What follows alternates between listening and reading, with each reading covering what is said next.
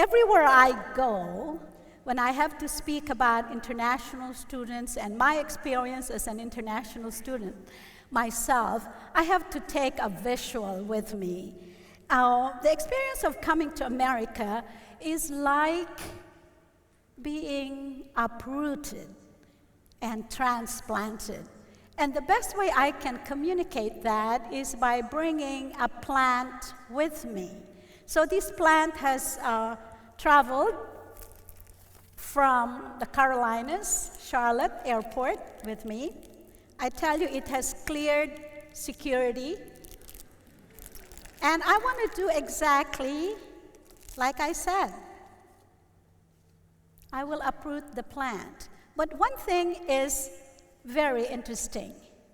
I have observed that coming to America and living in America, in the United States, everything comes with instructions. Like this plant. It tells you everything you need to know about how to care for it, the amount of light, the amount of water, and it even has a QR code in case you need some more information. So international students, just like I experienced, are voluntary people who have uprooted themselves to come to America. And if you're uprooted, your root system will be affected when you have to go to another place and another country. In our situation, we are uprooted and transplanted. Oops, we don't even fit well. And of course, we make a mess. But that's part of the transition. That's part of the life-changing experience of leaving home and coming to another country. It's an eye-opener for many of us to experience another culture outside of what we see from the media or the movies or the videos that have been shown in other parts of the world. It's one thing to be face-to-face with the local American culture and experience it. There'll be times where you will be embarrassed, like I did in the restroom in Chicago. There are times when you feel like, wow, I never realized how good this is. I never thought I would be sitting in a classroom where the professors are not teaching from textbooks written by other people. They were teaching from textbooks they wrote themselves. Wow, that is amazing. I am right at the center of the best education that I could ever have. At the same time, it can be fun because you learn something about yourself and about your culture. For example, when I first came, I thought all the Americans were really friendly. Because they kept asking me, "Hey, Lisa, how are you?" And I kept answering, and then I realized they were not there to listen to my complete answer. "Hey, Lisa, how are you?" "Yeah, I'm doing not too good," and they're gone. And then I realized, "How are you?" was not really a question. It was a greeting. And so later on, I learned that to respond to "how are you," I just say, "Fine." Or I just say, "So-so." Could be better. Make it brief. The better if it is shorter. Then I realized in my country, we have a weird question too. We don't ask, "How are you?" in such a manner, but we ask people, "Where are you going?" And foreigners say, "It's none of your business." Well, you're not supposed to answer the question. You're just supposed to say "over here" or "over there." Well, what makes it worse is Filipinos, we point with our lips. So we say "over there" or "over here." Well, of course, our foreign visitors think every Filipino woman is flirting because they point with their lips. The worst thing, of course, is when someone asks you questions that you don't understand, like this man in my class in graduate school. On Friday, he asked me, "What are you doing this weekend?"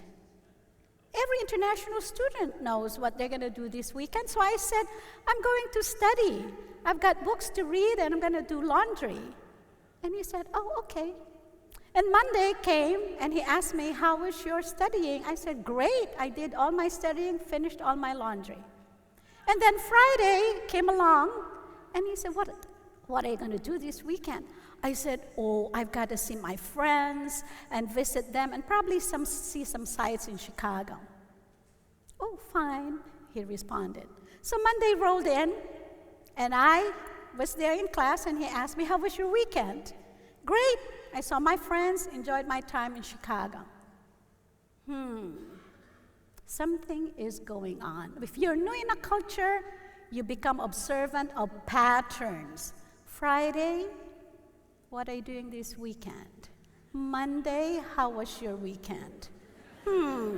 Something is going on. So I went to my professor. I was working as his graduate assistant, and I asked him, "Dr. Horn, can you just tell me what's going on?" He says, "Why, Lisa? What's happening?" "There is this guy in class. On Friday, he asked me, 'What are you going to do this weekend?' And on Monday, he asked me how my weekend was. Is there something I'm missing?" And he put his head on his forehead and twirled around in his chair, and he says, Lisa, you didn't know what he was asking?" "No. He was asking you for a date." "A date? I thought Americans were direct."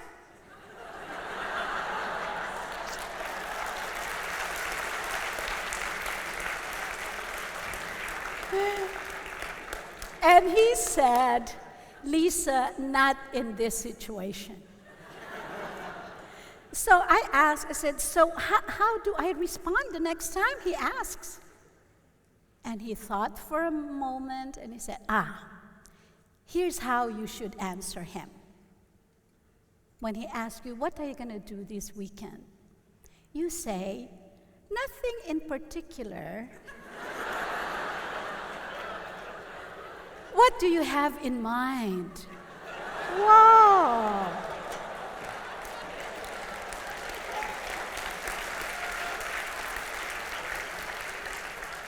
And like a good cultural student, I said, "That's a good answer. Nothing in particular. What do you have in mind?" So I memorized that. I rehearsed that. I waited for Friday to come. Friday came.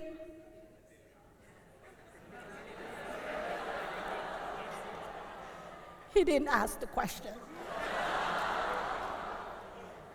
Well, the point is, of course, my husband, who's sitting right here, is very happy that, he never asked the question. Things could have changed differently.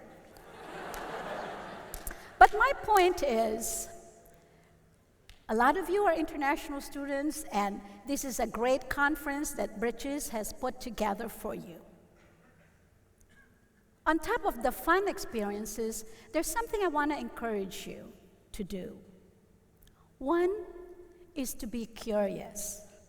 The opportunity to learn is immense. When you are a student in America, when you have experienced a new culture, when you are in the classroom of the best teachers,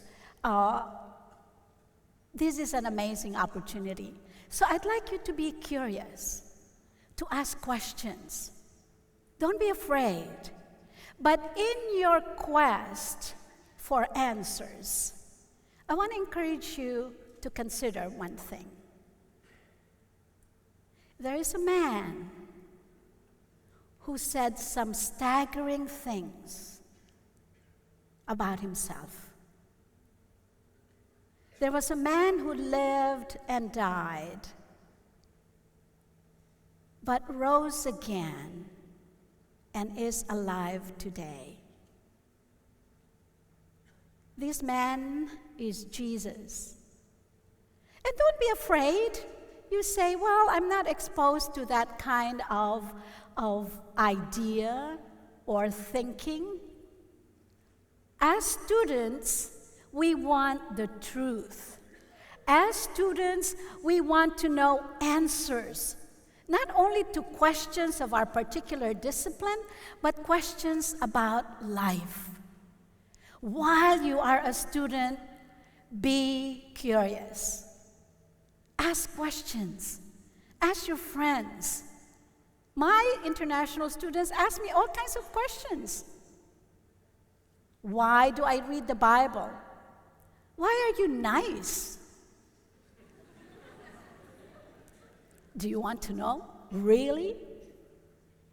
Some international students from Boston wanted to check out Washington, D.C., where I lived for 21 years, to see whether the Christians they met in Boston are also the same as Christians that they would meet in Washington, D.C. So be curious, please. Ask questions. Don't be afraid to pursue truth, no matter where it takes you. The other thing I learned as an international student is that even when I left the Philippines as a follower of Jesus, as our band was singing for us this amazing grace, I discovered that Jesus is not the monopoly of one particular culture or one particular part of the world. I met followers of Jesus from different parts of the world to tell me that this is not a Western thing. There are followers of Jesus from Japan, from Kenya, from South Africa, from India. This Jesus is global. This Jesus is to be taken seriously. And the experience of being an international student is you get to meet people from everywhere.